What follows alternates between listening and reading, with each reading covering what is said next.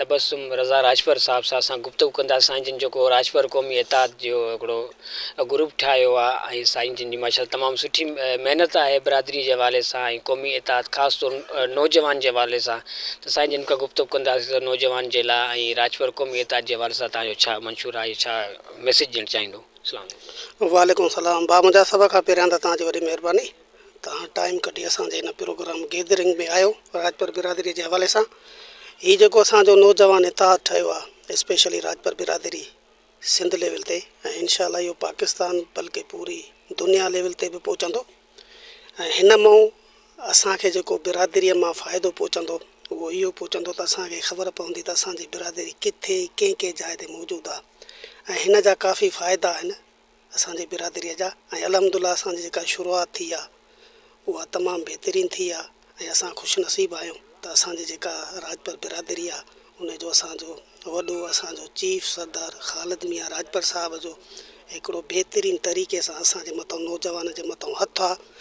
ऐं असां भरपूर कोशिशि कंदासीं त हिन तंज़ीम खे टाइम ॾेई करे असां पंहिंजी बिरादरी ऐं असांजा जेके नौजवान दोस्त आहिनि जेके सम्झनि था असांजे हिन इत्तेहाद खे, उन्हनि खे असां भरपूर नमूने सां लाभ ॾेई सघूं। ऐं असांजी शुरूआति खैरपुर मां थी वई आहे। अल्हम्दुलिल्लाह खैरपुर जी असांजी बाडी कंप्लीट थी चुकी आहे।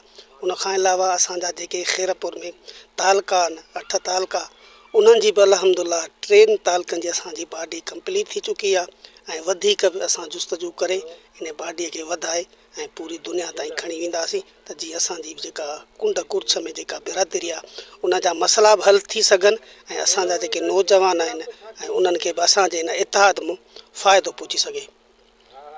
तव्हां पंहिंजी अल्हम्दुलिल्लाह तव्हां वकालत कयो पिया, वकालत जे हवाले सां अगरि कंहिं राजपर भाउ सां अगरि को मसइलो मसाइल थिए त उन सां तव्हां केतिरो न तव्हां कोऑपरेट कंदा? अल्हम्दुलिल्लाह राजपर बिरादरी सां जेके बि मसइला थिया आहिनि उन में कुझु असांजो लेडीस आहिनि, उन्हनि जा जेके मसइला थिया उहे बि मां लीगल एड जे थोरो हल कया आहिनि। ऐं उन सां गॾोगॾु जेके असांजा वरी छोकिरा बि के जेलनि में हुया, कंहिंजी मालकाई कान पई थिए, के कहिड़े जाइ ते मौजूदु हुया, असां पंहिंजे मदद पाण तहत वञी करे उन्हनि छोकिरनि खे मां आज़ादु करायो आहे पंहिंजे वकालत फील्ड जे हिसाब सां। उन जा कई मिसाल असांजे सोशल मीडिया ते हाईलाइट बि थियल आहिनि।